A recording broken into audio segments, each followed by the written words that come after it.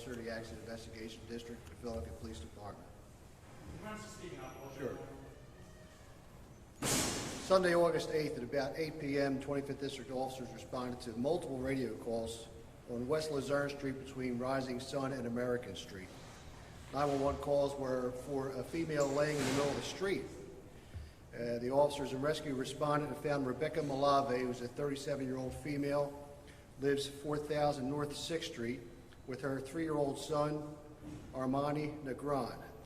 They were both transported initially to Temple Hospital, and Armani was transferred to St. Christopher's Hospital, both in very serious condition with serious injuries. It's believed they were run over by a car, at least one car, could be more. And we don't have a whole lot of information on this. All we know is that they are both hurt very badly, and their families looking for answers, and frankly, the Philadelphia Police Department's looking for answers as well.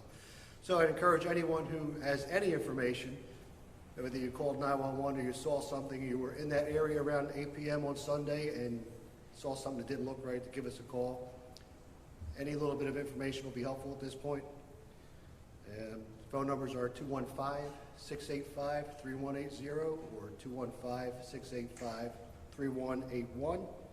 And a family member who is the sister of Rebecca Lorraine Grelau is willing to be contacted. I think Public Affairs shared her information with you, but I'll just the phone number is 215-205-5583. And you want me to spell all that before, spell the names before you ask questions? Please. All right, so Rebecca, R-E-B-E-C-C-A, Malave, M-A-L-A-V-E. She's 37 years old. She lives 4000 North 6th Street in the 4000 block. And her son, Armani, A-R-M-A-N-I, Negron, N-E-G-R-O-N, is 3 years old, lives with his mother. And the sister's name is Lorraine, L-O-R-R-A-I-N-E. Last name is G-R-A-U-L-A-U. Again, her phone number 215-205-5583. I spoke with Rebecca's mother and sister earlier this morning. One's at Temple, the other one's at St. Chris's, trying to keep an eye on their family members, and they would just hope that somebody does the right thing and to give us the information that we need. Questions? Do you have surveillance video? Or No, we tried. There's one store that has a camera that looks the wrong way. And there's a remote area. When you go out there, you'll see there's little to no surveillance video out there.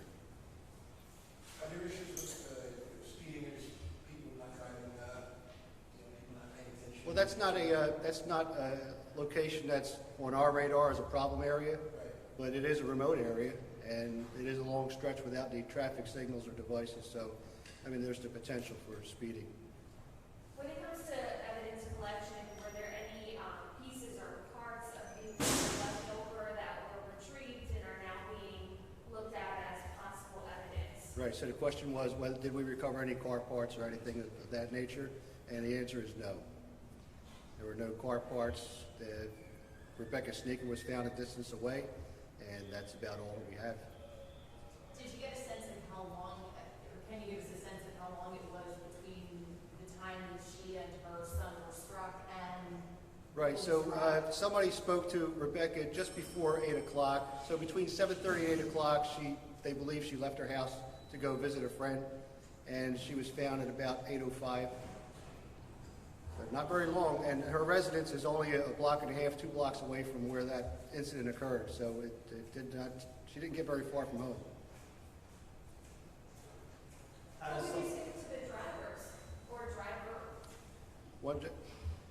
Again, I say it all the time, if you hit somebody with your vehicle, you did not necessarily commit a crime. However, once you make that decision to leave, you decided to commit a crime. So what you really need to do is make it right, contact us and tell us what happened, and give the police department the information we need to close this case, and give the family what they need to close this case as well, and wish Rebecca and Armani a speedy recovery.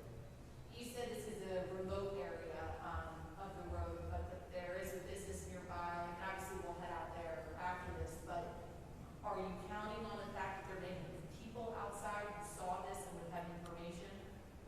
Well, yes, we did get several 911 calls. I'd like for our folks to speak to each one of those people to see what they saw, if anything.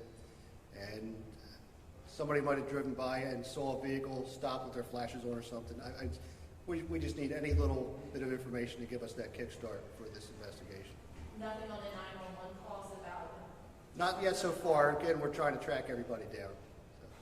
What kind of injuries did the victim sustain? Multiple injuries. It's very hard to describe the amount of injuries, but they're consistent with blunt force. I'll just leave it at that. What are their conditions now? They are critical. They are critical, and they could use some prayers. All right, folks. See if we can get together with Lorraine and other family members, and hopefully we get some information. you know, I'm sorry, while we got you here real quickly, you know, this is just sort of anecdotal, but I'm wondering what you're seeing, and I don't know if this in any way may be related, but are you seeing, generally speaking, an uptick in drunk driving happening on the roads? I really can't say if this is related or not, and our arrests are consistent with year over year for drunk driving. Right. Thanks, folks. Thank you, Captain.